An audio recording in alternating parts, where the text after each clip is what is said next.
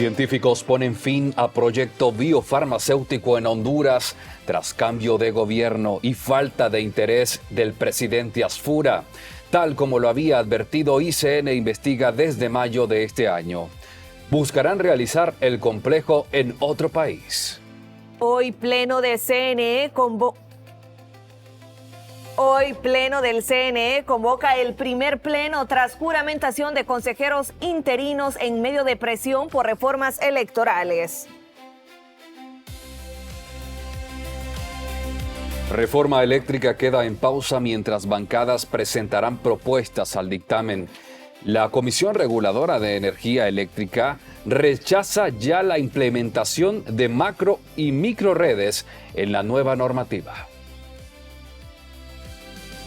Expansión de asentamientos e infraestructura arrincona el bosque y dispara los riesgos en la capital, revela ICN en tercera entrega de vulnerabilidad en la ciudad. Luto en el periodismo hondureño, fallece Arístides Aceituno, fundador de Hondudiario, primer periódico digital del país.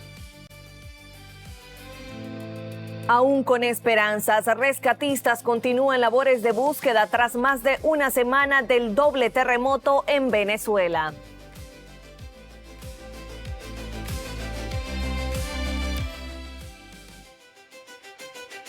Buenos días, Honduras. Bienvenidos a la primera emisión de noticias de ICN. Comenzando con las informaciones, tal como lo había advertido desde hace algunos meses, ICN Investiga. Los impulsores del Complejo Científico Industrial de Honduras anunciaron que pondrán fin al proyecto, una iniciativa concebida durante el gobierno de Xiomara Castro para desarrollar la producción nacional de medicamentos esenciales, investigaciones biomédicas y dispositivos médicos. La decisión, según explicaron, responde a que el proyecto ya no figura entre las prioridades de la administración del presidente Nasri Asfura. Los científicos señalaron que ante la falta de respaldo del nuevo gobierno, iniciarán conversaciones con otros países de Centroamérica que han manifestado interés en desarrollar proyectos enfocados en la innovación biomédica, el fortalecimiento de la industria biofarmacéutica y la transferencia de tecnología. Asimismo, aclararon que la decisión no significa abandonar su compromiso con Honduras, sino evitar que se pierda el talento de los profesionales involucrados y el potencial científico del proyecto. Agregaron que continuarán buscando oportunidades para fortalecer la capacidad de investigación y responder a los desafíos actuales y futuros en materia de salud. Las autoridades desde el presidente han manifestado que no es prioridad nacional para ellos un proyecto como este, cuando todos nosotros sabemos la situación de salud tan lamentable que vive el pueblo hondureño. Prácticamente con esto nosotros estamos dando por agotadas las gestiones que hemos estado esperando ya casi 6 meses, pidiendo reuniones, presentándonos ante los distintos medios de comunicación para llamar la atención de este proyecto. Sin embargo, hemos recibido solo negativas. Por tanto, nosotros damos por concluidas las gestiones del proyecto y estamos abiertos a realizar cooperaciones con países regionales que sí han mostrado interés en la población. Desde mayo de este año 2026, ICN Investiga advirtió sobre los riesgos que enfrentaba la continuidad del proyecto del Complejo Científico Industrial de Honduras, señalando que su avance podía haberse comprometido ante la falta de interés del actual gobierno que preside el mandatario Asfura en priorizar la iniciativa. En este reportaje que le mostraremos ya se alertaba que la ausencia de respaldo institucional ponía en duda la ejecución y la sostenibilidad de una de las apuestas más ambiciosas en materia de innovación científica y en desarrollo biofarmacéutico para nuestro país.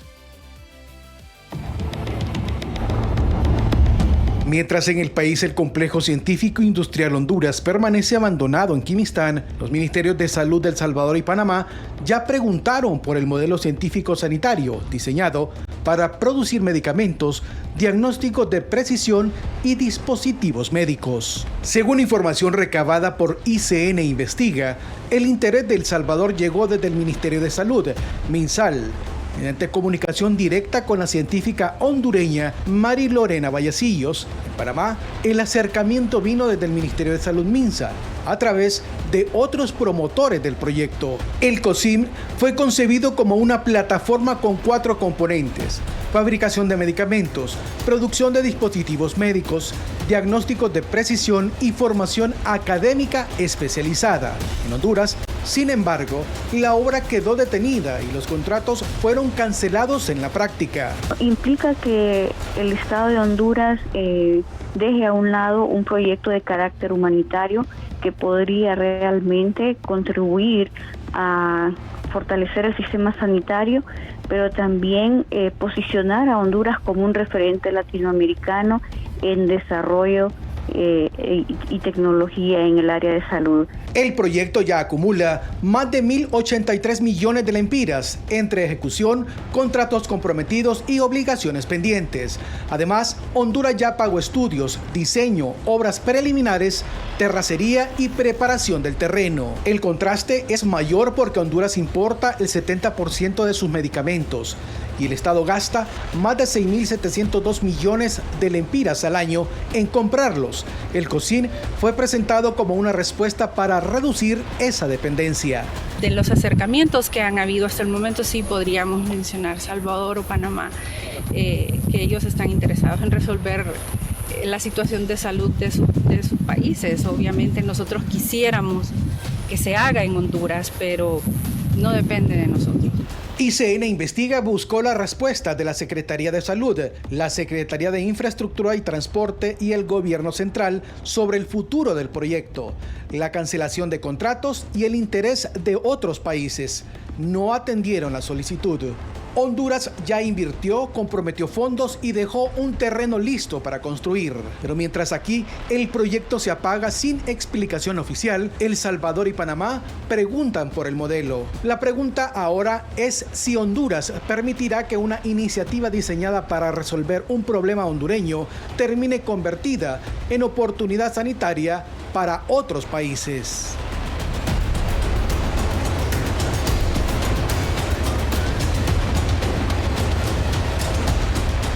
En otros temas, el ministro de Finanzas, Emilio Hércules, reconoció que existe una baja ejecución del presupuesto general de la República, aunque explicó que esta situación se debe a que el mismo solo ha estado disponible para su ejecución efectiva durante aproximadamente 2 meses, lo cual ha limitado el avance de las instituciones públicas. El funcionario argumentó que los primeros meses del año suelen concentrarse en procesos administrativos, ajustes presupuestarios y programación financiera, lo que retrasa el ritmo de ejecución, especialmente en inversión pública y proyectos de infraestructura. Asimismo, señaló que el gobierno mantiene la expectativa de mejorar los niveles de ejecución en el transcurso del año, una vez que las unidades ejecutoras logren completar sus procesos internos y se agilicen los desembolsos programados para el segundo semestre.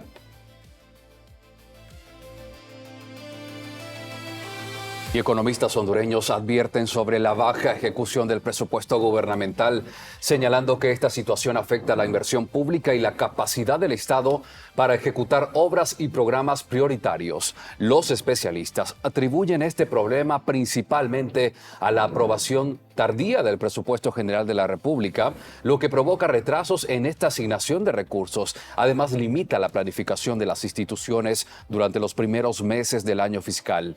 Asimismo, advierten que la baja ejecución de este dinero no necesariamente implica ahorro, sino dificultades en la gestión pública y en la conversión de recursos en proyectos concretos, lo que termina impactando en servicios como salud, educación y también en infraestructura.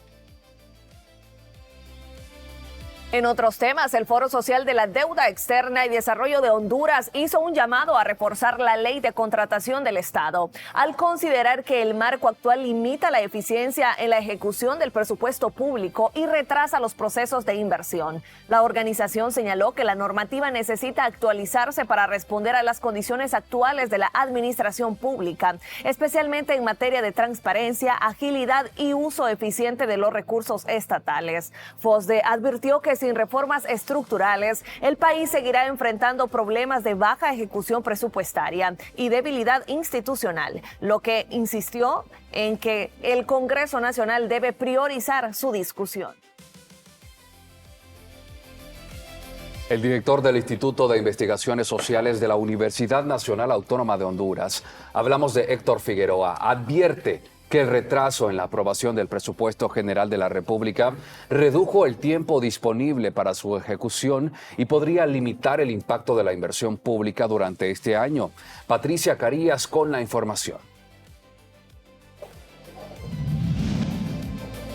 Hablemos acerca de la ejecución presupuestaria en Honduras. ¿Realmente esto qué repercusión traería a 2 meses también de retraso de la aprobación y las observaciones que tiene la máxima casa de estudios? Está conmigo Héctor Figueroa, director del Instituto de Investigaciones Sociales. ¿Dónde debe ir focalizado este presupuesto más que todo en su ejecución? Bueno, este tema ya se había abordado desde el momento en que se aprobó tardíamente el presupuesto para poderlo ejecutar, y uno de los principales problemas que se veía es el tiempo para poderlo ejecutar. Hay que recordar que ya octubre, noviembre son periodos de tiempo en los cuales se está cerrando el proceso administrativo de las instituciones públicas, y acá el otro tema es, hay que recordar el proceso de licitaciones en algunas instituciones del Estado que están haciendo algunas compras. Todo eso estos procesos generan atrasos. Aquí el tema es a qué es lo que le está apuntando el presupuesto y si verdaderamente este presupuesto va a resolver los problemas estructurales que tenemos de nuestro país y cómo va a contribuir al crecimiento económico de nuestro país para poder mejorar las condiciones económicas. Hay que recordar que Honduras, el 6.7% de la población vive en condiciones de pobreza. Sin embargo, este presupuesto no va orientado a poder garantizar condiciones favorables hacia los más vulnerables. Entonces, este problema de retraso es un problema recurrente que no solo ha ocurrido en este gobierno, sino que viene de periodos anteriores y que todavía no se dinamiza lo que es el sector público. Entonces, este es un tema preocupante porque solo el 35% del presupuesto se ha ejecutado. Esperamos nosotros, siendo positivos en esta medida, que logremos a finalizar el año por lo menos ejecutar el 70% del presupuesto general. ¿Qué sectores deben ser prioridad? Porque recordemos que a pesar de los fondos adquiridos recientemente, o bueno, que se estarían adquiriendo por el Fondo Monetario Internacional, ha sido confirmado por parte de Finanzas que va para ciertos sectores como salud, educación y seguridad. Sin embargo, la mayoría de estos fondos se va a gasto público. ¿Cree usted que hay una diferencia notable en lo que ha prometido esta actual administración? No, realmente cuando nosotros analizamos y desagregamos el presupuesto nos damos cuenta que no hubo tal ahorro como se mencionó. Entonces aquí el tema, ¿cuáles son los sectores prioritarios y en qué va a invertir en esos sectores prioritarios? Tenemos un sector colapsado de hace años. La pandemia nos ayudó a podernos darnos cuenta que era un sector que se debería intervenir de forma integral e inmediata, pero hasta ahora no se ha hecho, como es el sector salud. Y el otro tema acá es el sector educación. Realmente este sector se está descuidando. Tenemos tasas de cobertura en el segundo y el tercer ciclo abajo del 35%. Entonces no estamos priorizando los verdaderos problemas que tiene nuestro país.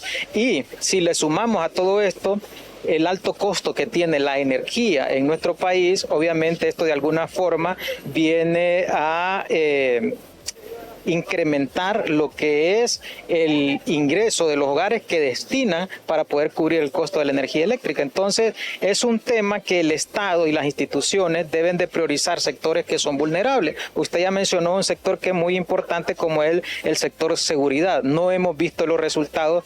Es uno de los sectores que siempre en todos los gobiernos han tenido el apoyo para poder fortalecer estas instituciones y no tenemos los resultados que se esperan. Agradecemos a Héctor Figueroa del Instituto Nacional de Investigaciones Sociales. Regresamos con ustedes, estudio. La Administración Aduanera de Honduras informó que durante el primer semestre de 2026 logró una recaudación superior a los 34.190 millones de lempiras, reflejando un desempeño positivo en los ingresos tributarios vinculados al comercio exterior. La institución destacó que estos recursos fortalecen las finanzas públicas y respaldan el financiamiento de programas e inversiones del Estado. La Administración Aduanera de Honduras se complace en presentar estas cifras que representan beneficios tangibles para la población. Hemos llegado al cumplimiento al 30 de junio del 2026 del 102% de la meta dada por la Secretaría de Finanzas. Eso quiere decir que hemos llegado a recaudar más de 34.194 millones de lempiras. Es un aumento significativo de más de 3.500 millones en comparación a los ingresos corrientes del año 2025 a la misma fecha. La Secretaría de Finanzas ha dispuesto que 69.600 millones de lempiras va a ser la meta para este año 2026, conforme al avance y el incremento significativo en todos los trimestres y en todos los meses que ha tenido la Administración Aduanera, debido a muchos factores, entre ellos mayor digitalización, modernización, mejor enfoque del riesgo, va a poder generar a nuestras expectativas el aumento y sobrepasar la mesa generada por este año en el 2026. Bueno, las autoridades puertarias anunciaron una inversión superior a los 20 millones de dólares destinada a la modernización del muelle de Graneles en Puerto Cortés. Esto con el objetivo de fortalecer la capacidad operativa y mejorar la eficiencia en la carga. Además, también la descarga de mercancías. El proyecto contempla mejoras en infraestructura, almacenamiento y logística portuaria, lo que permitirá agilizar los procesos de atención a buques y optimizar el manejo de productos a granel que llegan al principal puerto del país. Estamos en este momento en reuniones junto al presidente. Ya se ha empezado lo que es la ampliación de la terminal de contenedores y estamos también ahorita entrando a una reunión con las personas, con el muelle de Graneles, que viene una inversión superior a los 20 millones de dólares, que esto le va a venir a mejorar la capacidad para traer barcos con mayor capacidad y ahí bajar el costo de transporte en algo tan esencial que son la parte alimenticia del país. Claro, porque una vez que usted hace estas ampliaciones en el muelle de Graneles, usted va a tener mayor seguridad jurídica, mayor protección a la inversión y eso a usted le crea mayor tráfico de generación de empleo. Bueno, y taxistas del municipio de El Progreso, en este caso en Yoro, denunciaron un fuerte incremento en la tasa vial municipal, que según el sector pasó de aproximadamente 630 a 2.200 lempiras, lo que consideran un aumento desproporcionado que afecta directamente su economía. Los conductores señalaron que el ajuste representa una carga insostenible en un contexto de bajos ingresos y alto costo de vida, por lo que advirtieron que la medida impactará negativamente en el sustento de cientos de familias que dependen del servicio de taxi. Ante esta situación, los taxistas anunciaron posibles protestas y acciones de presión para exigir a la municipalidad una revisión del incremento y la apertura de un proceso de diálogo con el gremio afectado. Y la Cámara de Comercio e Industrias del Progreso manifestó su rechazo al aumento de la tasa vial municipal aprobado por la alcaldía, señalando que esta medida impacta directamente en la economía local en un contexto de desaceleración y aumento de costos operativos. El sector empresarial advirtió que aunque reconoce la necesidad de inversión en infraestructura, cualquier incremento tributario debe sustentarse en estudios técnicos, financieros y legales, además de un proceso de socialización con los sectores afectados.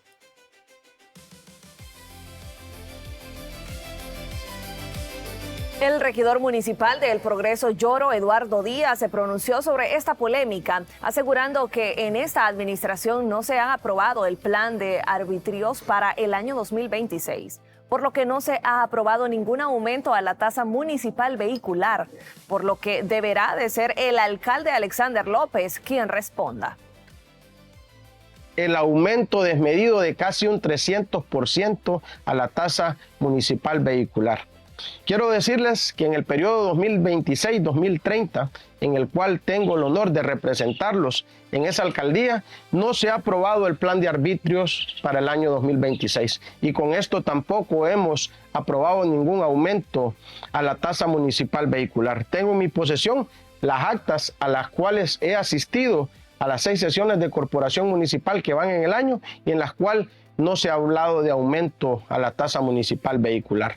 Deberá ser Alexander López quien tenga que darle una respuesta al pueblo progreseño cómo y por qué se aumentó de una manera tan grosera la tasa municipal vehicular.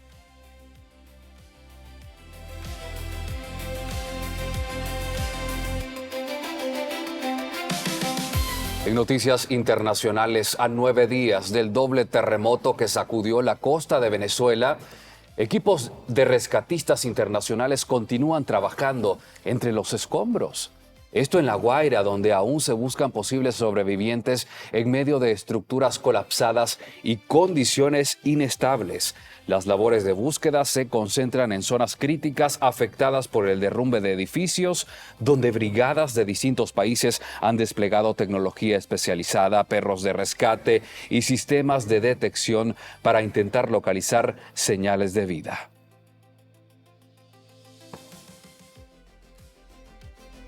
Y familiares de presos políticos y organizaciones no gubernamentales denunciaron que a más de una semana del doble terremoto en Venezuela no cuentan con información clara sobre el estado de las cárceles donde permanecen los detenidos, lo que ha generado preocupación por posibles daños estructurales y condiciones de riesgo. Según los testimonios recogidos en varios centros penitenciarios, los reclusos han tenido que dormir en patios o refugios improvisados debido al temor de nuevos colapsos, mientras que no existen reportes oficiales sobre evaluaciones completas de la infraestructura tras los sismos. Las organizaciones también advirtieron que la falta de comunicación con las autoridades penitenciarias y la ausencia de planes de evacuación agravan la incertidumbre, especialmente en cárceles como Rabo Verde y El Rodeo, donde se reportan grietas y daños visibles.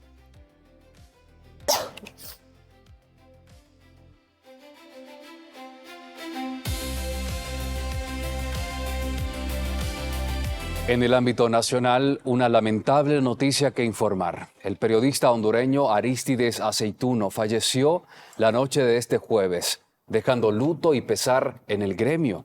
Aceituno fue fundador y director de Hondudiario, considerado el primer periódico digital de Honduras con más de 22 años de existencia, y era una de las figuras más reconocidas del periodismo nacional. De acuerdo con la información, el comunicador había sido sometido a una intervención quirúrgica en los últimos días y permanecía en delicado estado de salud. Su deceso fue confirmado por fuentes cercanas, generando múltiples muestras de pesar entre colegas, amigos y distintos sectores del país. Con más de 4 décadas de trayectoria, Arístides Aceituno dejó un importante legado en los medios de comunicación hondureño. Al impulsar el periodismo digital, en los últimos meses también era asesor en temas de comunicación del presidente Nasri Asfura.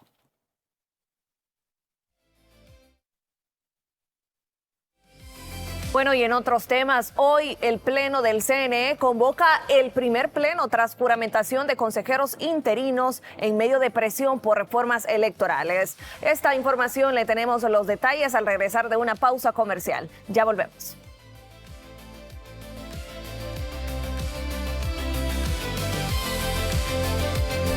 Por décadas, muchos crímenes contra las mujeres quedaron en la impunidad. Hoy, en el Congreso Nacional, actuamos con responsabilidad. Reformamos la ley para investigar y judicializar los femicidios, aprobando una serie de reformas al Código Penal, endureciendo las penas contra los agresores. Desde 25 hasta 60 años de cárcel. No más violencia contra las mujeres. Este Congreso no le va a fallar a las mujeres. Este Congreso no le va a fallar a Honduras. Si no cerrás la llave mientras lavas los platos o te cepillas los dientes, estás desperdiciando el agua que se tomarían 44 personas en un solo día.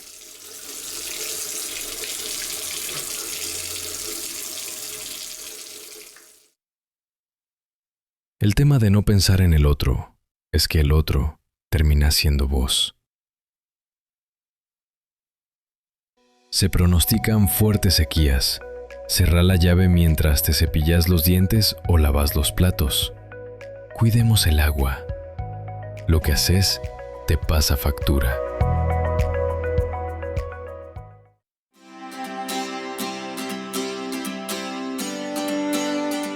Este sábado a las 7 de la noche en Stories les voy a presentar a Giovanna Ravelo. Tenemos una cita cultural para conocer cómo esta gestora cultural y dueña de la Galería Orígenes ha promovido el arte de nuestros artistas. Los espero el sábado en Stories.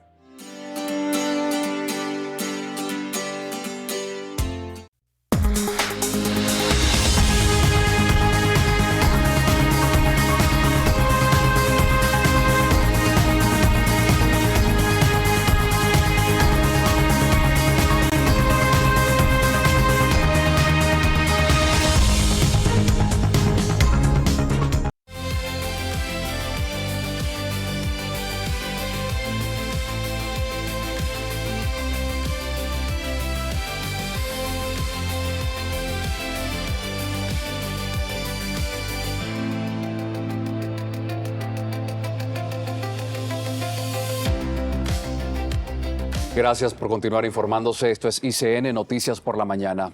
Tras la juramentación de los consejeros interinos en el Consejo Nacional Electoral, Eduardo Fuentes y Aixa Zelaya iniciaron formalmente sus funciones.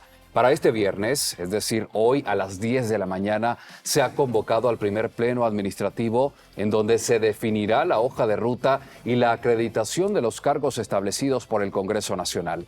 Las nuevas autoridades asumen en un momento clave tras la salida de Ana Paola Hall y Cosette López.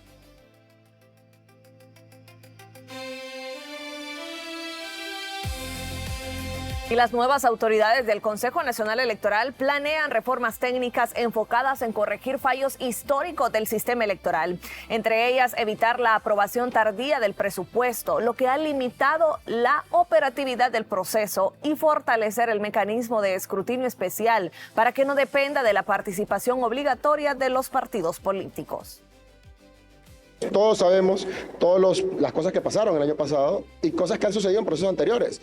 El presupuesto electoral de forma especial no tiene un plazo para ser aprobado. Puede ser aprobado incluso un día antes de las elecciones. Eso no puede suceder. Sabemos todos cómo se detuvo la operatividad de este organismo electoral, por lo cual garantizar que el pleno de consejeros esté siempre integrado, esté siempre funcionando, esté siempre tomando las decisiones pertinentes, sobre todo en año electoral, también pasa por una reforma. Sabemos lo que sucedió durante el proceso de escrutinio especial, en el cual, pues, por la misma dinámica que tiene la ley electoral de Honduras, tenía que ser integrada por miembros de los partidos políticos, y cuando los miembros de los partidos políticos se rehusaban a hacerlo, nos paralizábamos. Eso tampoco puede suceder. Sabemos de que tiene que haber plazos para poder llevar a cabo adjudicaciones pertinentes. Sabemos que el sistema de transmisión de resultados electorales preliminares, que fue todo el punta de lanza del problema que hubo, pues tiene que ser forzosamente adjudicado a una empresa cuando existen otras alternativas, como en otros países, donde se diseñan dentro de los propios organismos electorales. Estos y otros temas son los que vamos a poner sobre la mesa, que deben de ser sujeto de procesos de reforma técnica, logística y operativa. Reitero, todo proceso de reforma siempre tiene otras consideraciones. Sé que algunas personas piensan de la segunda vuelta, piensan de diputados por distrito, piensan si es necesario separar las fechas de las elecciones presidenciales con las de otros niveles electivos, pero son aspectos que ya meramente pasan por decisiones políticas. Desde el CNE vamos a impulsar reformas técnicas para mejorar la operatividad del organismo electoral y para hacer más eficiente la gestión del proceso electoral.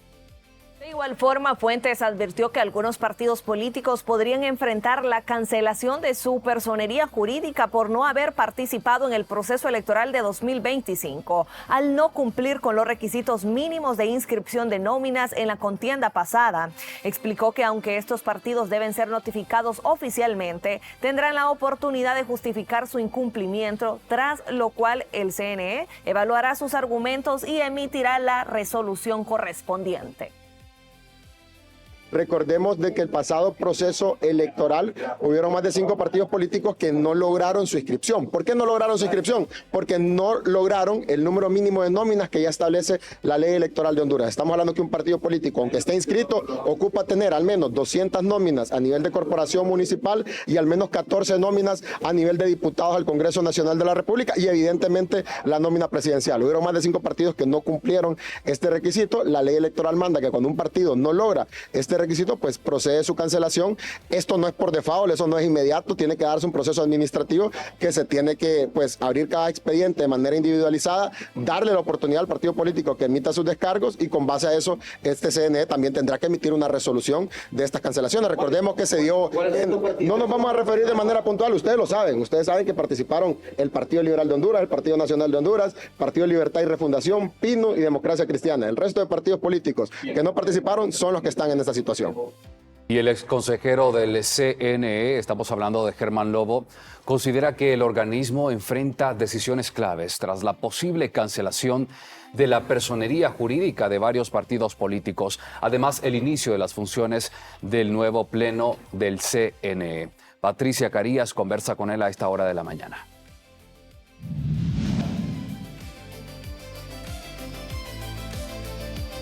¿Y cómo es este procedimiento? Además, también, ¿qué partidos políticos están en juego? Le consultamos al ex consejero del CNE, el abogado Germán Lobo, sobre esta última notificación que se ha dado a conocer por parte de Eduardo Fuentes, abogado. Muy buenas, mi amiga, un placer saludarle, igual que a todos los hermanos hondureños en cualquier parte del mundo que se encuentren. Mire, recién proceso electoral quedaron, creo, sin participar en el proceso electoral alrededor de 4 partidos políticos. Creo que está ahí el Partido Naranja, Orden, Salvador de Honduras y el PAC. Y con el hecho de que ellos no lograron inscribirse para participar en las elecciones generales del 2025, prácticamente pierden su inscripción como partido político ante el Consejo Nacional Electoral. ¿Qué indica esto? Que el Consejo Nacional Electoral tendrá que revisar caso por caso y emitir una resolución para notificarles su situación o su estatus a estas instituciones políticas. Y para que ellos puedan recuperar su inscripción, tendrán que volver a hacer el mismo trámite de hacer la solicitud ante el Consejo y acompañarse de las firmas y de las huellas dactilares del 2% de los ciudadanos que participaron en el proceso electoral del 2025. Bien, recordemos el ciclo también que se llevó a cabo en las elecciones de 2021 para poder inscribir a ciertos partidos en las elecciones de 2025. Sin embargo, ¿cuál es el procedimiento que debe seguir ya una vez establecida esta decisión por parte del Consejo Nacional Electoral? Y aunado a esto, abogado, ¿qué funciones tiene por ejercer también el Consejo Nacional Electoral este año? Bueno, hay mucho trabajo que hacer en el Consejo Nacional Electoral. Y esperemos que los consejeros que fueron juramentados el día de ayer y nombrados de manera interina tengan todas las facultades para efecto de desarrollar todos los proyectos y procesos de cara al proceso electoral del 2029. Porque mira, el proceso del 2029 es un proceso bastante importante para el país. Yo creo que es un proceso histórico porque tiene un ingrediente particular este proceso. Porque la convocatoria será en mayo del 2029 y en plena campaña política el Congreso Nacional entrará en el proceso de nombrar la comisión nominadora que le tendrá que examinar a todos aquellos profesionales del derecho que quieran ser parte de la Corte Suprema de Justicia. Y esta comisión pasarle al Congreso Nacional una nómina de 45 ciudadanos. Eso le pone un ingrediente muy importante al proceso electoral. Por lo tanto, es un proceso bastante importante. Por eso espero que estos funcionarios que nombraron interinamente tengan todas las facultades para tomar decisiones y que estos proyectos y decisiones que ellos tomen, una vez que regresen las propietarias, no vayan a ser revocados y no se mantengan así las decisiones y los proyectos. ¿Podría ser un poco más riguroso el procedimiento para inscripción de partidos políticos si se llega a reformar la ley electoral? Bueno, la ley electoral ya te establece cuáles son los requisitos para formar un partido político y inscribirlo en el Consejo Nacional Electoral. Es un grupo de ciudadanos que se reúnen, toman a bien crear un partido, traen un notario, de donde levanta un acta, de donde hace constar sus intenciones, hacen sus estatutos y después de que han hecho todo este procedimiento van ante el Consejo a solicitar su inscripción. Una vez que el Consejo le da por válida su inscripción, le genera unos formularios para que procedan buscar el acompañamiento del 2% de los ciudadanos para poderse inscribir. Bien, agradecemos por esa explicación al abogado Germán Lobo y parte también de lo que se ha dado a conocer ya por los consejeros juramentados de forma interina en el CNE. Regresamos a estudio. Gracias, Patricia Carías. Bueno, y es que la democracia se verá afectada precisamente al retirar personal, en este caso personería a partidos políticos. Nuestra compañera Ana Murillo a esta hora de la mañana nos tiene toda la información. Ana, contigo, buenos días. Bien, así es, Daris, buenos días. Como lo has mencionado, ya ha asegurado el consejero interino Eduardo Fuentes que se va a eliminar la personería jurídica a aquellos partidos que no lograron alguna participación en este proceso electoral pasado. ¿Cómo afecta esto a la democracia, abogado? Un saludo para todos en este día. Bueno, esto es un acto de secuestro a la democracia, ¿verdad? Prácticamente se está labrando un camino a la inducción, a inducirnos como sociedad a la tolerancia, ¿verdad? A que sigamos siendo más permisivos de lo que ya somos y a reducir los espacios, ¿verdad? Los espacios para descontaminar lo putrefacto de ciertos partidos políticos que sus cúpulas pues están podridas realmente y las personas honorables pues las asfixian y les reducen los espacios de participación dentro de estas instituciones políticas. Sería bueno que las nuevas autoridades, los concejales del Consejo Nacional Electoral fueran un poco más allá de su nariz y de decir de que todos los partidos políticos que no pudieron participar en el proceso pasado, por un ejemplo el PSH, que no fue que no pudo participar el PSH, sino que fue que no lo dejaron participar porque no le dieron los plazos perentorios, ¿verdad? Para que pudieran subsanar algunos requisitos que ellos tenían. Por un ejemplo, sería muy bueno, ¿verdad? Que no solamente estos que no pueden inscribirse o que no participaron por uno u otro motivo, les anulen su personería jurídica, sino también a los partidos, que son cuna de ladrones del erario público. Partidos que se vean involucrados fehacientemente, que esté la plena prueba que han participado cuando han sido gobierno en actos de corrupción, se le debería de eliminar automáticamente su personería jurídica, porque son una cuna de ladrones que solo buscan la plataforma política para hacer más miserable a la sociedad hondureña y ellos, sus allegados, hacerse millonarios, nuevos ricos, nuevos millonarios, a expensas y costilla del sufrimiento y del escarnio de la sociedad hondureña.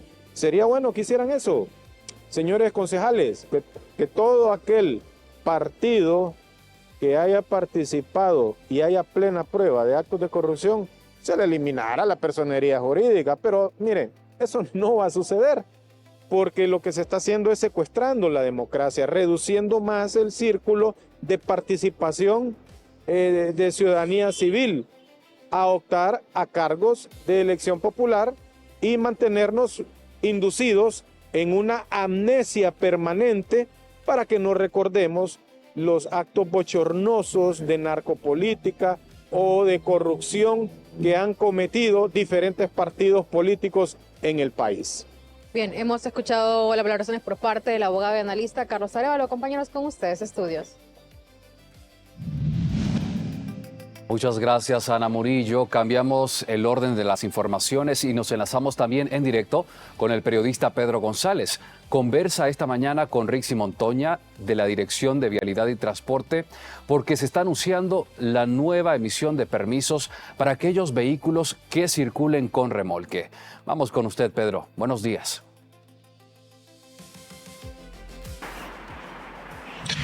Muy buenos días. A partir del próximo domingo se iniciará el trámite para obtener licencias para conductores que utilicen remolques y semirremolques en vehículos livianos. Vamos a ampliar el tema esta mañana con la subinspectora Rixi Montoya de la Dirección Nacional de Vialidad y Transporte. ¿Cómo está esta nueva modalidad, subinspectora?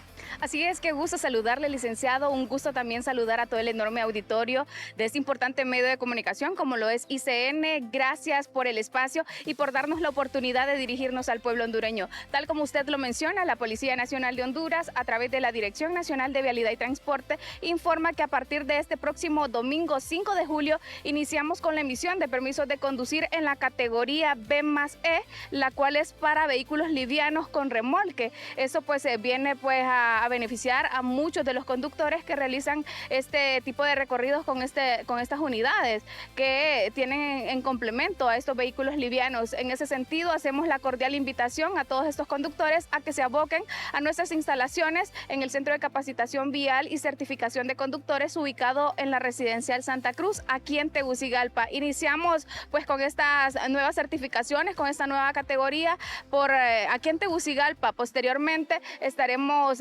realizando lo que es la emisión de este nuevo permiso de conducir en nuestras diferentes sedes a nivel nacional. Específicamente el trámite va a ser solo los días domingos y a partir de qué horas, hasta qué hora. Así es, licenciado, esta nueva categoría de permisos de conducir B+E para vehículos livianos con remolque se estará llevando a cabo únicamente los días domingo, en un horario de 9 de la mañana a 3 de la tarde. Perfecto. Y por otro lado, para aprovechar este momento que estamos con usted, ¿cómo está en este momento la situación de reporte de accidentes viales y acciones por parte de la Dirección Nacional de Vialidad y Transporte para prevenir accidentes en el país que se han aumentado en los últimos meses? Así es, licenciado, como siempre nosotros mantenemos fuertes operativos de prevención y control en todo el territorio nacional a través de nuestras distintas unidades operativas como escuadrones metropolitanos, también la unidad de patrulla de carreteras. Sabemos que a diario registramos alrededor de 100 accidentes de tránsito que lamentablemente dejan luto y dolor en el pueblo hondureño. En ese sentido, pues nosotros estamos intensificando estas operaciones para evitar pues que sigan en aumento estas incidencias que dejan muertes en el país. En ese sentido también, ¿verdad?, estamos realizando lo que es sanciones a aquellos conductores que no cumplen con la normativa vigente de la ley de tránsito. Solo en las últimas 24 horas hemos sancionado a más de 1.200 conductores por diferentes faltas a la ley. Asimismo, hemos realizado el decomiso de más de 180 motocicletas porque no tenían su permiso de conducir correspondiente o porque eran conducidas por menores de edad. Muchas gracias a la subinspectora Rixi Montoya esta mañana con esta importante noticia acerca de este trámite para licencia a aquellas personas que utilizan remolques. Se hará a partir del próximo domingo y todos los domingos, iniciando en la capital del país, y el reporte también de otras acciones por parte de la Dirección Nacional de Vialidad y Tránsito. Compañeros, este es mi reporte esta mañana. Volvemos a estudios. Bueno, y Marvin Ponce no da brazo a torcer y mantiene acusaciones contra liberales sobre tilín o compra de votos. Le tenemos los detalles de esta información al regresar de nuestra pausa comercial. No nos cambie.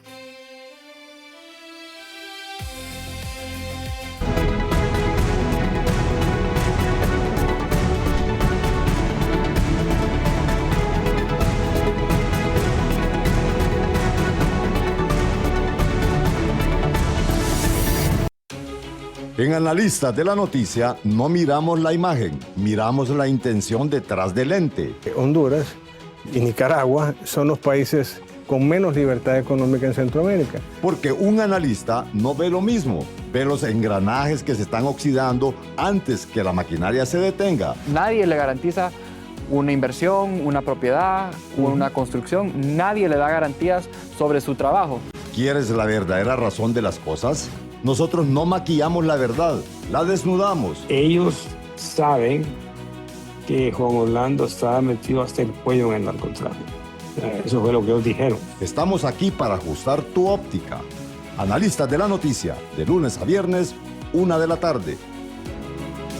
Solo por ICN, una nueva conciencia.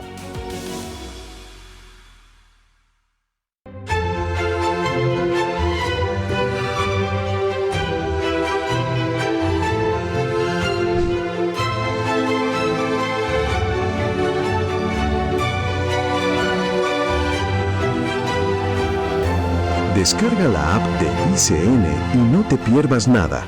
Por décadas, muchos crímenes contra las mujeres quedaron en la impunidad. Hoy, en el Congreso Nacional, actuamos con responsabilidad. Reformamos la ley para investigar y judicializar los femicidios, aprobando una serie de reformas al Código Penal, endureciendo las penas contra los agresores. Desde 25 hasta 60 años de cárcel. No más violencia contra las mujeres. Este Congreso no le va a fallar a las mujeres. Este Congreso no le va a fallar a Honduras.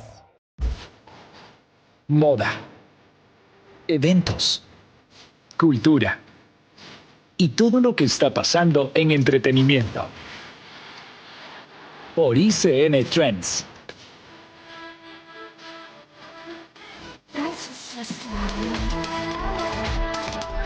Descarga la app en tu celular y Smart TV o visita icndigital.com. Búscanos en tu canal de cable digital. ICN, una nueva conciencia.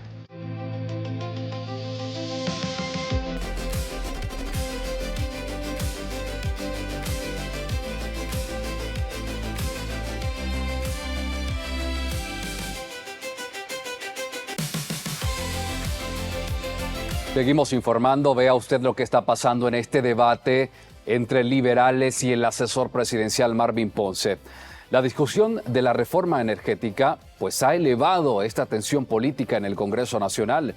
Las declaraciones del asesor presidencial Marvin Ponce, quien acusó a diputados del Partido Liberal de presuntamente exigir dinero a cambio de apoyar la iniciativa, ha desatado una ola de reacciones.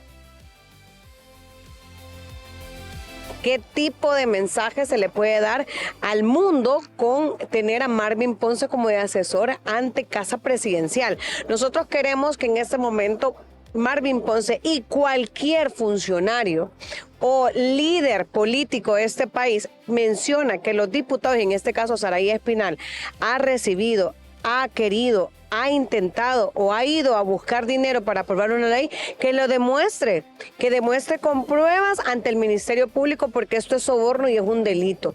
Y yo creo que aquí no debemos de andar apañando a nadie. Si algún diputado liberal ha solicitado dinero por aprobar esta ley, debe de ir preso, porque ¿de dónde están sacando el dinero? La bancada liberal rechazó los señalamientos de Marvin Ponce, los califica de graves y además ha dado un plazo para que presente las pruebas o interponga la denuncia ante las autoridades competentes. Mientras tanto, este debate sobre la reforma permanece estancado y a la espera de consensos en el legislativo. Y el asesor presidencial Marvin Ponce mantiene sus acusaciones contra diputados del Partido Liberal y afirma que no se retractará de sus señalamientos sobre presunta entrega de dinero a cambio de votos. Se ha armado un tremendo debate relacionado con una declaración que hubo el día ayer sobre que habían algunos diputados liberales que estaban pidiendo dinero por el voto. Esa información la tengo de primera mano, de parte de gente de alto nivel. Pero lo importante no es eso, lo importante es que es vergüenza vender el voto cuando se está luchando por una ley de país. En los partidos hay de todo. En consecuencia, quiero pedir disculpas públicas y de manera muy directas a los diputados honestos del Partido Liberal, a los que no se venden, a los que se fajan el pecho para lograr su diputación y para ser buenos diputados. Pero no le puedo pedir disculpas a aquellos corruptos que andan vendiendo y ofreciendo dinero, ofreciendo el voto por dinero. Así es que yo sí quiero a las familias de los diputados honestos, a las familias de los diputados transparentes del Partido Liberal les pido disculpas y a los mismos diputados. Bueno, ya veremos en qué termina esta acusación y también esta exigencia que están haciendo los liberales. Están amenazando a Marvin Ponce con denunciarlo e interponer una querella debido a sus declaraciones. Bueno, en materia de reforma energética también esta discusión es importante mencionar que se queda en suspenso, se mantiene en suspenso en el Congreso Nacional. Será retomada hasta el próximo 21 de julio, una vez concluya el receso legislativo.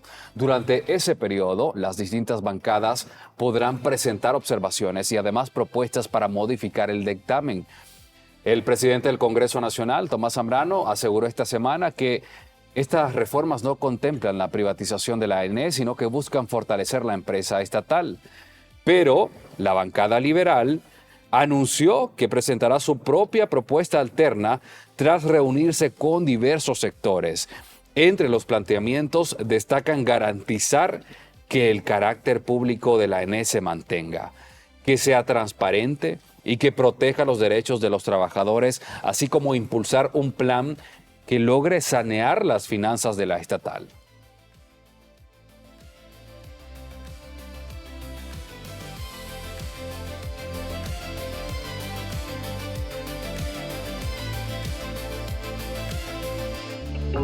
La cotización del euro y el dólar es presentado por Banco de Occidente.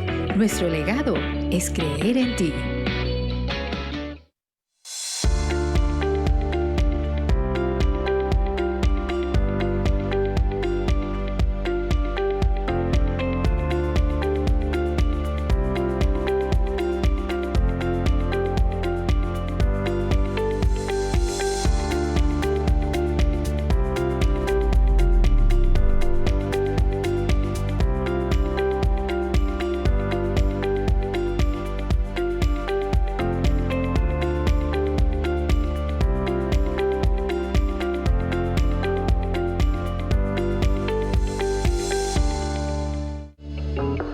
La cotización del euro y el dólar fue presentado por Banco de Occidente.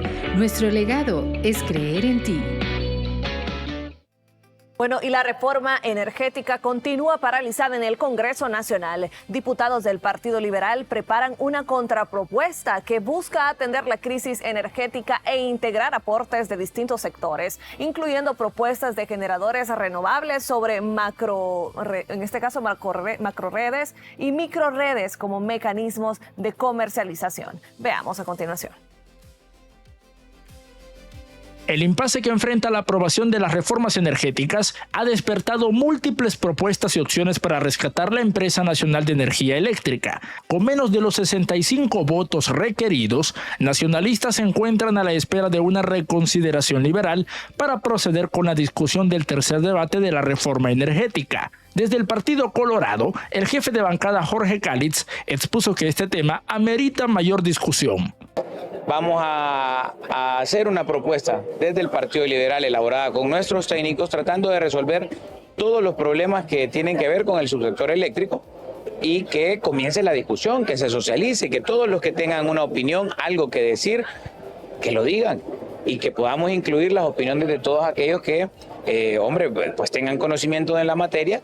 Calitz asegura que uno de los sectores que ha quedado al margen de la discusión es el de las empresas generadoras de energía renovable, mismas que, según miembros de la Comisión Reguladora de Energía Eléctrica, avalaron en abril la propuesta que hoy está en discusión en el Parlamento. El sector renovable ha presentado recientemente una serie de planteamientos para enfrentar la crisis energética del país. Entre ellos figura la regulación de las microredes y macroredes, un modelo que permitiría la generación, distribución y comercialización de energía dentro de un territorio específico por parte de operadores privados. Según sus impulsores, este esquema ampliaría las opciones de suministro eléctrico, aunque también ha despertado preocupación por su posible impacto en los ingresos y la participación de la ANE en esas áreas. Es que eso ya existe. Nosotros en la zona norte, los parques industriales, a raíz de que la misma empresa ANE no ha tenido la capacidad de poder construir redes de distribución, los parques industriales han tenido que construir sus propias redes de distribución. Esos temas ya existen. Entonces, no es que la asociación lo esté pidiendo. Al contrario, la misma Asociación Hondureña de Maquiladores y el mismo sector COEP privado, los grandes consumidores, son los que están pidiendo que ya se regularice eso, para que esto ya pueda ya tomarse de manera legal y no como ahorita, que se ha hecho por necesidad, pero sabemos que es necesario que se regularice. Para miembros de la Comisión Reguladora de Energía Eléctrica, la propuesta no es viable, ya que generaría efectos económicos sobre la estatal y saturación de equipo eléctrico en las calles. El hecho de generar redes privadas implicaría que esos ingresos no entrarían a la red del ENE porque construirían sus propias redes. Nosotros cuidamos también que no haya mucha proliferación de redes porque congestionan las calles, las avenidas, los bulevares con redes privadas. Por eso es que no está actualmente normalizando. No es un tema que nosotros estemos apoyando. La bancada liberal tiene pendiente la presentación de su contrapropuesta energética y aunque no han esclarecido en compañía de quién construirían tal borrador, queda claro que los diputados colorados escucharán a quienes quieran proponer este tema, aunque las medidas planteadas signifiquen competencia para la ANE. La empresa nacional de energía eléctrica ha informado que unas 570 fallas en la red de transmisión pues han provocado estos prolongados apagones en la zona sur del país, dejando a miles de abonados sin servicio por periodos de hasta 12 horas. Las interrupciones afectan principalmente a los departamentos de Valle y Choluteca. Según la estatal, los problemas se deben al deterioro de la infraestructura eléctrica y también a las condiciones climáticas que han complicado las labores de reparación. La ENE aseguró que sus cuadrillas pues trabajan de manera permanente para buscar restablecer el suministro en las zonas afectadas. Bueno, y las autoridades aseguran que los constantes apagones en la zona sur del país comenzará a resolverse en un plazo de 15 días. La ANE anunció intervenciones técnicas para mejorar el servicio en los departamentos de Choluteca y Valle.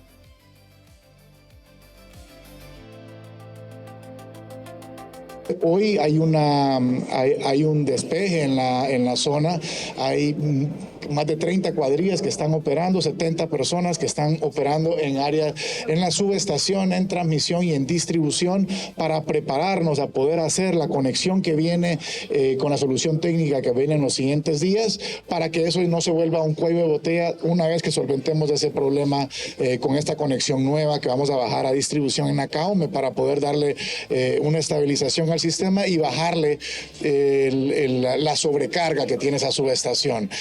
Esa es la solución que viene. Tenemos 15 días para hacerlo, el espacio que nos han dado aquí en el Congreso para poder atender no solo los diputados, pero también los alcaldes de la región que les está tocando lidiar con un problema y lo entendemos y nos comprometemos en buscar soluciones. Es que los apagones se están registrando todos los días y en diferentes departamentos de nuestro país. Tras estos apagones que han sido programados, que afectaron, escuche bien, a 9 departamentos de Honduras, expertos señalan que el sistema eléctrico evidencia debilidades en planificación, en inversión e infraestructura, lo que aumenta el riesgo de nuevas interrupciones al servicio. Bien, mire, sin duda alguna que el tema energético es fundamental para el desarrollo económico y social de cualquier nación y obviamente Honduras no es la excepción.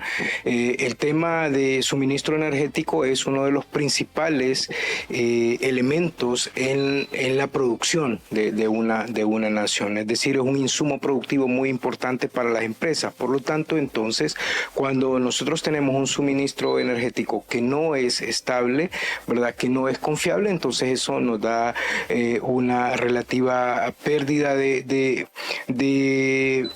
competitividad y genera costos altos, porque ante la ausencia hay que buscar cómo se va a suministrar, ¿verdad? Y eso por lo general se traduce en costos altos.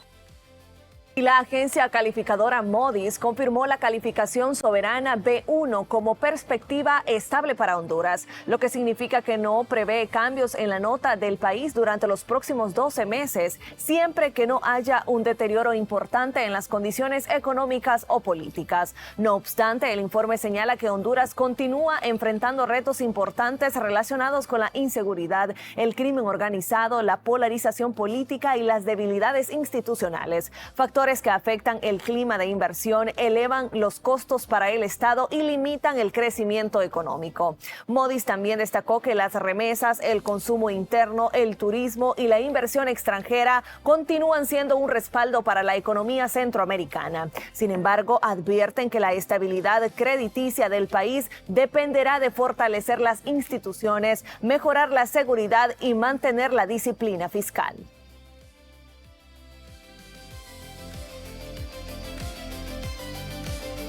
Esta firma importante para el reconocimiento de nuestro país está indicando también que hay una amplia inseguridad, que además existen problemas para la inversión extranjera y estos problemas están relacionados con esa poca seguridad jurídica y también con la alta polarización política que tiene el país. ¿Cómo esto da señales al gobierno Asfura de que es importante generar cambios pronto? Nuestra compañera Ana Murillo conversa esta mañana con el abogado Salomón Amador para poder darnos un panorama más amplio de lo que implica este análisis que hace Moody's. Buenos días, Ana. Bien, muchas gracias. ¿Qué dicen pues de rating internacionales? Y es que América Latina, incluyendo Honduras, ha ido perdiendo o tiene grandes retos en diferentes materias, incluyendo seguridad e incluso recuperación de la institucionalidad. ¿Es posible que en Honduras podamos enfrentar estos retos? Bueno, todo depende de la voluntad política que puedan tener nuestros gobernantes, en el sentido, pues, ¿verdad?, de recuperar la institucionalidad, donde no haya conflictos de poderes, no hay intromisión de un poder sobre otro, que se respete el Estado de Derecho, que puedan los funcionarios y los empleados públicos tener esa, digamos, esa ética para los cuales fueron electos algunos y nombrados en el caso de los empleados, y así se puede recuperar la institucionalidad, fortalecer el Estado de Derecho, ¿verdad? Fortalecer la democracia, porque la falta de institucionalidad frena el desarrollo de un país, frena la democracia, y es lo que a toda costa se debe de evitar. Es un buen reto que tiene el gobierno del presidente Atzfura, de poder recuperar lo que ya hace años se ha perdido, la verdadera institucionalidad, el Estado de Derecho, y es por eso pues que es necesario que exista el apoyo internacional, más que todo en el sistema de seguridad. Pero si no tenemos una institucionalidad bien definida, concreta, con buenos cimientos, difícil se puede combatir lo que es la criminalidad, la delincuencia, la criminalidad organizada más que todo, y la delincuencia común. Menciona un punto muy importante y es el Estado de Derecho. ¿Cómo fortalecer o recuperar el Estado de Derecho tomando en cuenta que somos un país que incluso ha perdido muchas demandas internacionales y violaciones de derechos humanos? Bueno, iniciando, ¿verdad? Por eso, ¿por qué se pierden esas demandas?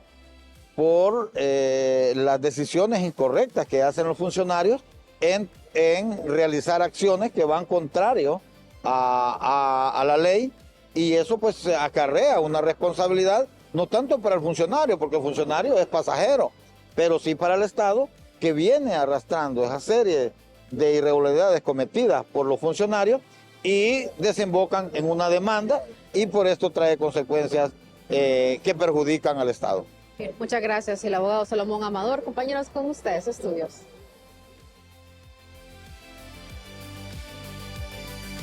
Más fácil, más rápida y más segura. Así es la nueva app Atlántida.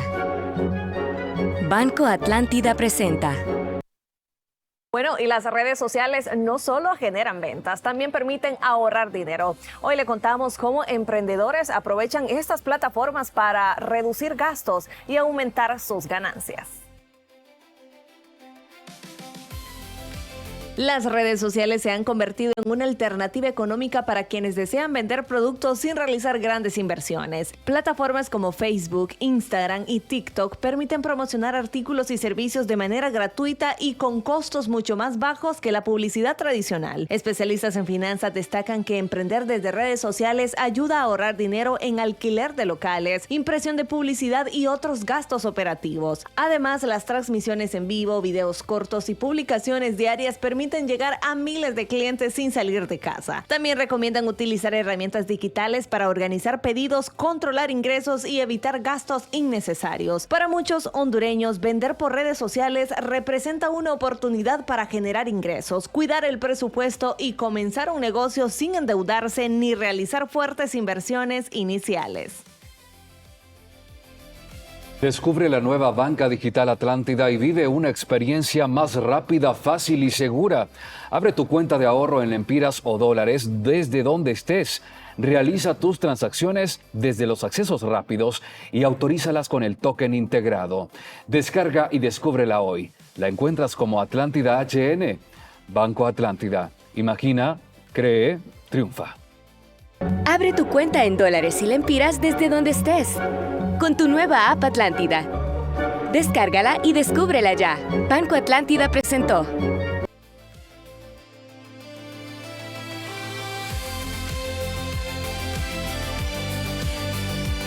Bueno, y la expansión de asentamientos e infraestructura arrincona el bosque y dispara los riesgos en la capital. Es lo que revela ICN en esta tercera entrega de la vulnerabilidad en la ciudad. Le tenemos los detalles de esta información al regresar de nuestra pausa comercial. No nos cambie, que ya volvemos.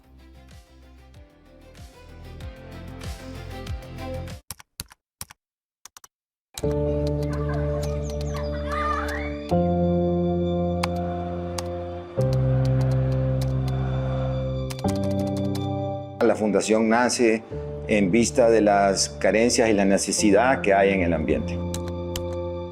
Y el cuarto año pues ya no tenía dinero, llegué a la quiebra económica total. Soy un sobreviviente, yo digo los guerras no nos rendimos, los guerras somos resilientes. tuve la bendición de poder ver la muerte a través de otros ojos. Gracias a ese niño que trabajó, yo soy quien soy. El orden no comienza con el gobierno, no comienza con las calles, comienza con tu mente.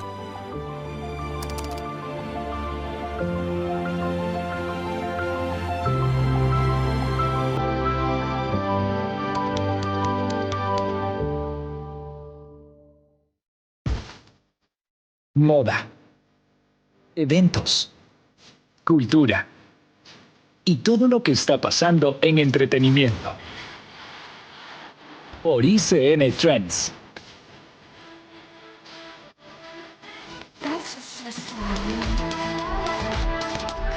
Descarga la app en tu celular y Smart TV o visita icndigital.com. Búscanos en tu canal de cable digital. ICN, una nueva conciencia. La verdad puede cambiar un país, despertando su conciencia. En ICN servimos al ciudadano, no al poder.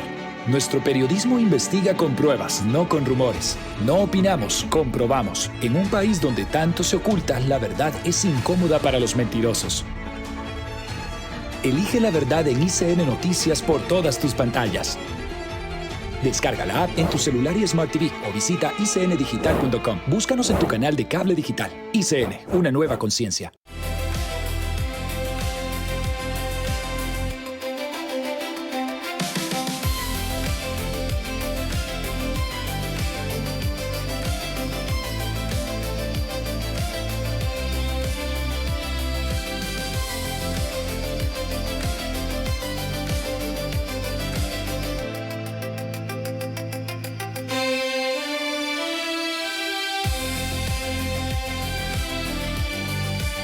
Atentos a esta información en nuestra última entrega de los trabajos de profundidad sobre la vulnerabilidad de la capital, preparada por la unidad investigativa de ICN. Le contamos cómo la presión de las construcciones de concreto y los asentamientos urbanos impactan en el bosque capitalino, en especial en aquellos sitios en donde la foresta fue sustituida por viviendas e infraestructura. Además, una alteración al drenaje natural que multiplica la exposición de la capital a derrumbes y deslizamientos. Cada temporada de lluvia, casi la mitad de las comunidades del Distrito Central quedan expuestas a inundaciones y deslizamientos. Para la Secretaría de Estado en los despachos de gestión de riesgo y contingencias nacionales, la vulnerabilidad de la capital no solo se explica por las lluvias o la pérdida de cobertura forestal, también ha crecido al ritmo de los asentamientos informales, muchos de ellos en zonas de riesgo. Bueno, estamos hablando de más de 200.000 personas en asentamientos informales y que eso viene a actualmente. ¿Y antes cuánto había? Bueno, antes hablábamos de ¿qué? De 60.000, 75.000. Ahora hay más de 200.000 personas. Estamos hablando de hace unos 15 años, 20 años atrás. Ahora estamos altamente vulnerables por el tema del desorden de asentamientos, el tema también de mal uso, ¿verdad? De todas las calles y todo eso en cuanto al tema de construcción. La expansión de asentamientos informales suele ir acompañada de deforestación, construcciones en terrenos inadecuados, alteración del drenaje natural y descargas improvisadas de agualluvias, condiciones que incrementan el riesgo durante cada temporada invernal. El mapa multiamenazas de la Alcaldía Municipal del Distrito Central identifica 735 barrios y colonias de más de 1.400, ubicados en zonas susceptibles a inundaciones y deslizamientos, donde habitan más de 600.000 personas. La municipalidad advierte que esa presión sobre el territorio continúa aumentando y que el principal desafío es evitar que se siga ocupando suelo vulnerable. La ciudad no deja de crecer, ¿cierto? Y sí hay una migración del interior del país a la capital en búsqueda de mejora de condiciones, y sí hay mucha población buscando vivir. Al no tener capacidad de comprar, de alquilar, busca algunos sectores donde hay notificaciones informales y procuran ahí irse a instalar. Entonces el incremento del monitoreo de estos sitios para nosotros es fundamental para evitar que se siga construyendo el riesgo, porque sí hay todavía algunos sectores de ciudad en donde Cuando menos acordamos apareció una vivienda, no tiene título de propiedad, está en litigio, etcétera, etcétera. Es el caso de don Francisco Vanegas, un señor de la tercera edad que a inicios de la década de los 80 se instaló en la colonia Guillén, en donde en 2022 unas 200 casas colapsaron tras un aumento de lluvias que activó una falla. La verdad de la cosa, ustedes están viviendo en una zona de riesgo, alto riesgo, como aquí, ¿verdad? Miren, no le voy a decir que tal vez no me dé miedo, claro que son cosas, ¿verdad? Pero no hay otra opción a veces, no hay otra opción. Frente a ese escenario, la reubicación de 600,000 personas es financieramente imposible, por lo que resta es hacer obras de mitigación y prevención. La municipalidad y la cooperación alemana han invertido en los últimos años 1.200 millones de lempiras en proyectos de mitigación, mientras que en abril se destinó el 7% de los ingresos municipales al Sistema Municipal de Gestión de Riesgo para financiar acciones de prevención. Las intervenciones incluyen el dragado de los 16 principales afluentes del río Choluteca, además de 52 obras en distintos puntos de la capital. Y en el sentido de salir dentro de la estadística de familias viviendo en zonas de alto riesgo es el ejemplo que te mostraba del barrio Morazán. Cuando hacemos la inversión, estas familias ya no tienen problema, entonces dejan ser parte de la estadística porque ya no se inundan. ¿Solo ahí cuántas dejaron de ser? 10.000 personas. Y con todo lo que estamos haciendo hoy, pensaríamos que este año vamos a lograr generar un beneficio a más o menos 150.000 personas de esas más de 600.000 que viven en zonas de alto riesgo. Aunque la deforestación influye en los riesgos de inundaciones y deslizamientos, el Instituto de Conservación Forestal sostiene que el Distrito Central ganó casi 25.000 hectáreas de cobertura forestal entre los años 2014 y 2024, por lo que atribuye los deslizamientos principalmente a sectores donde el bosque fue reemplazado localmente por asentamientos humanos o donde las viviendas se construyeron sobre terrenos susceptibles. Sí, fíjese que los deslizamientos más bien es donde hay asentamientos humanos, no necesariamente que en este momento o que hace un año hayan cortado árboles, sino que están en áreas susceptibles. Entonces, estas viviendas que están muy a la orilla de los filos o de los acantilados, entonces con tanta lluvia el suelo tiende a humedecerse, entonces al final eso es lo que causa los deslizamientos o los derrumbes, pero no tenemos conocimiento que en el Distrito Central hayan deslizamientos o esos casos de derrumbes de viviendas porque haya habido cobertura forestal. Es decir, el problema no radica únicamente en cuántos bosques conserva el Distrito Central, sino en los sitios específicos donde fueron sustituidos por viviendas o infraestructura. Un ejemplo ocurrió el 23 de junio de 2026, cuando el derrumbe de un talud en un complejo de bodegas en La Cañada dejó 3 muertos y unas 30 personas rescatadas. El informe de la alcaldía atribuyó el colapso a cortes de hasta 50 metros de altura y a la falta de obras de mitigación. Los lugares que escogemos para construir y las formas en las que construimos. Hay lugares que por la pendiente, por el tipo de suelo, por la presencia de agua, no son adecuados para construir. Entonces, una manera de evitar este tipo de cosas es no construir donde los estudios nos dicen que no deberíamos de hacerlo, que hay un montón de lugares, hay reglas bien básicas como en lugares con pendientes mayores de 45 o 50 y con cierto tipo de suelo no es adecuado. En una ciudad donde más de 600,000 personas viven en zonas expuestas, los especialistas coinciden en que reducir el riesgo dependerá menos de reaccionar cuando ocurran las emergencias y más de ordenar el crecimiento urbano antes que la próxima temporada de lluvias vuelva a poner a prueba la capital. Bueno, y la alcaldía municipal del distrito contratará un seguro internacional como parte de las medidas orientadas a fortalecer la prevención y mitigación de los riesgos asociados a los desastres naturales. Hemos logrado incluir a la capital dentro del listado de 10 ciudades en Latinoamérica que van a ser parte de este seguro paramétrico. ¿Cómo funciona? Entonces nosotros 10 ciudades nos juntamos y todos ponemos el dinero para una prima. Esa prima se activa cuando se cumplen o se rompen ciertos parámetros. En el momento que se cumplen esos parámetros, entonces directamente accedemos a fondos para ayuda humanitaria, se activan fondos para reconstrucción de cierta parte de la ciudad o restablecer la comunicación, un puente, etcétera.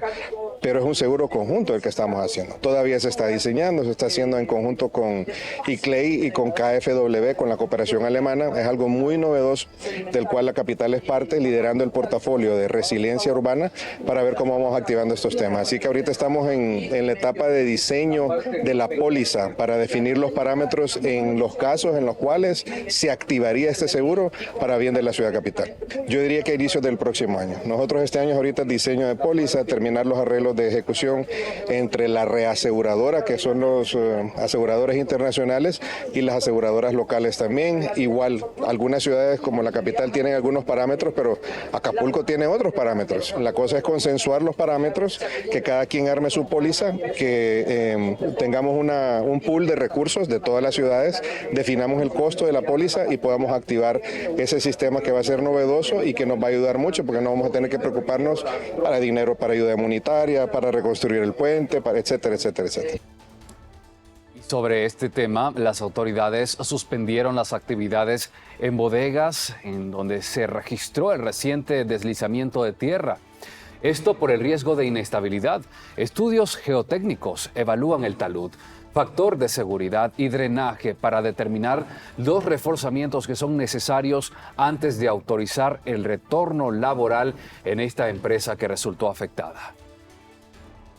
Pero no podemos, en sano juicio, decir, bueno, todo está bien, vuelvan a actividades normales y correr el riesgo de que vuelva a ocurrir lo mismo. Se tiene que acompañar con un plan de prevención y mientras más rápido trabajemos en esto, por eso los vamos a acompañar.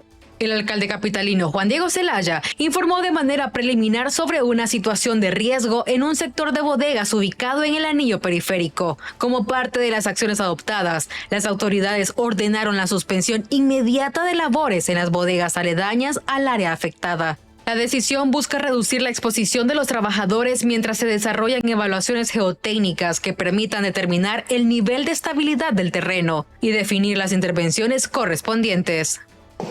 La piedra también tiene sus bemoles que hay que tenerles cuidado. Por lo tanto, yo creo que la alcaldía está haciendo lo correcto. Debe de hacer entender a los que trabajan ahí que deben de salir por su misma seguridad. Tal vez no pase nada, pero el riesgo es inminente y existe. Por lo tanto, no se pueden arriesgar más vidas como lo que sucedió recientemente. En ingeniería, una ladera o talud puede perder estabilidad por diversos factores, por lo que la alcaldía municipal ha exigido estudios especializados antes de ejecutar soluciones definitivas y el posible retorno de actividades laborales en esas bodegas. ¿Qué se ocupa? Contratar una empresa con profesionales competentes, tanto en el campo de la geociencia como geólogos, geotecnistas, estructuralistas, y rediseñar el talud basado en los resultados de la observación directa de campo y en los resultados obtenidos de los ensayos de laboratorio de geotecnia. Un talud alto y con pared vertical por seguro va a terminar fallando.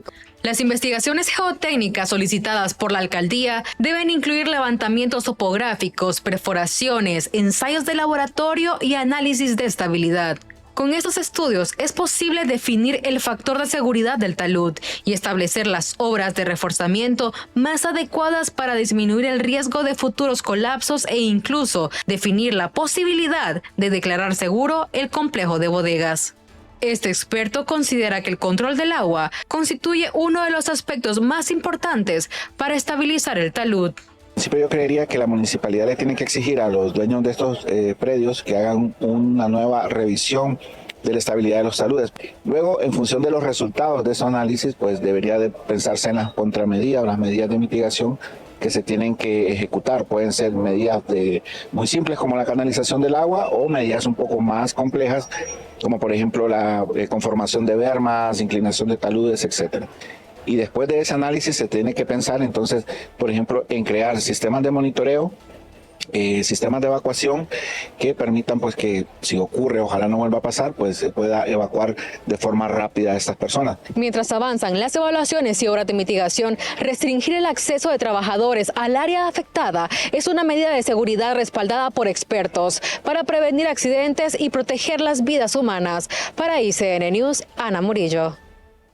En otros temas, cada selección tiene una historia que contar y en ICN Sports te la contamos. La fiesta global del fútbol se vive aquí en ICN. Conéctate en todas nuestras plataformas digitales y encuentra programas especiales, análisis, contenido exclusivo, entrevistas y toda la información que necesites. Más historias, más cobertura y más mundial, porque la fiesta global del fútbol se vive aquí en ICN. Ya volvemos, nos vamos a una pequeña pausa comercial. No nos cambie. El Mundial se juega en la cancha, la conversación sucede en Palco Mundialista. Mientras todos hablan del Mundial, nosotros lo ponemos sobre la mesa. Nuevos episodios todos los días, solo por ICN Sports. El Mundial se juega en la cancha, la conversación sucede en Palco Mundialista. Mientras todos hablan del Mundial, nosotros lo ponemos sobre la mesa. Nuevos episodios todos los días, solo por ICN Sports.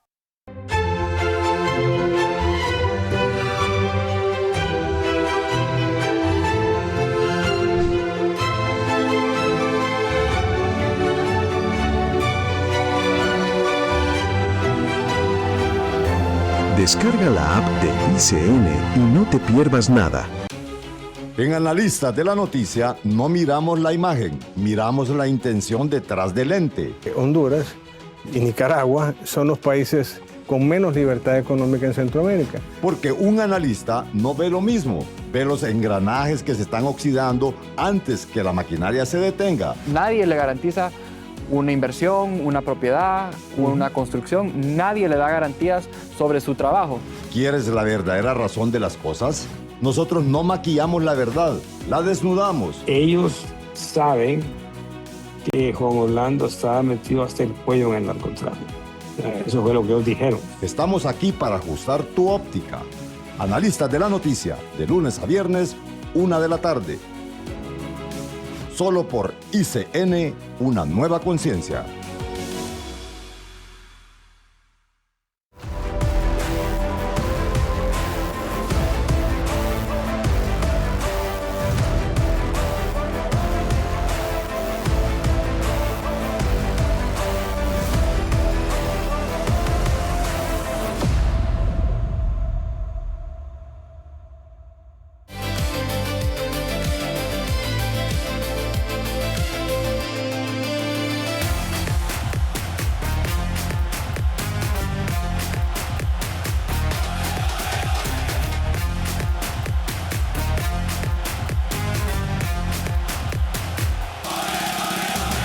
Llegamos al momento de conocer los deportes. Está con nosotros Edgardo Flores. Edgardo, ¿cuál es el resumen de lo que ha pasado en el Mundial?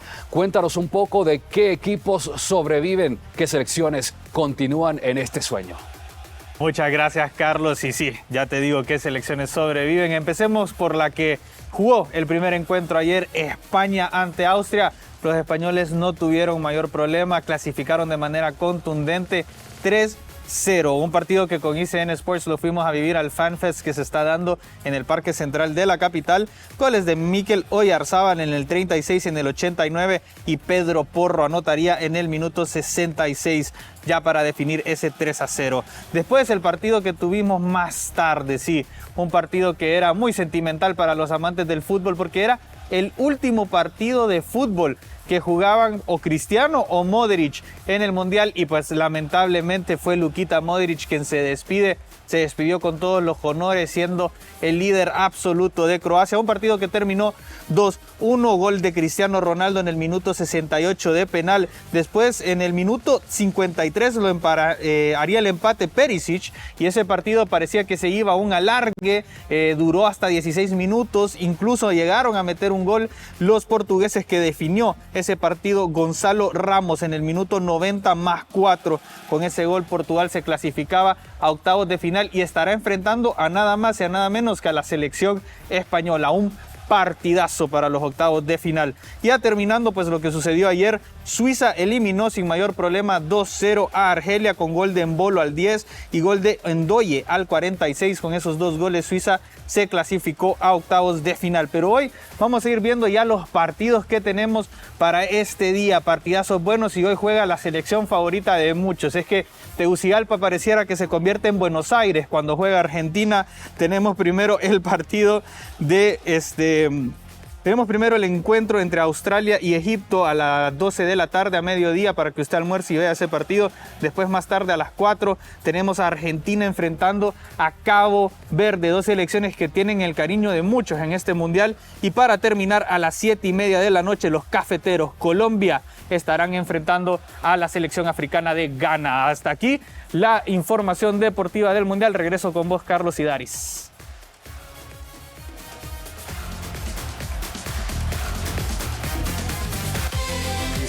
Hemos llegado al final de esta emisión. Queremos agradecer la oportunidad que nos da de estar con ustedes. Así es, Carlos. En punto de las 7:30 comienza Más Conscientes, así que siga en programación de ICN News. Feliz día y feliz fin de semana para todos nuestros televidentes. Que estén muy bien.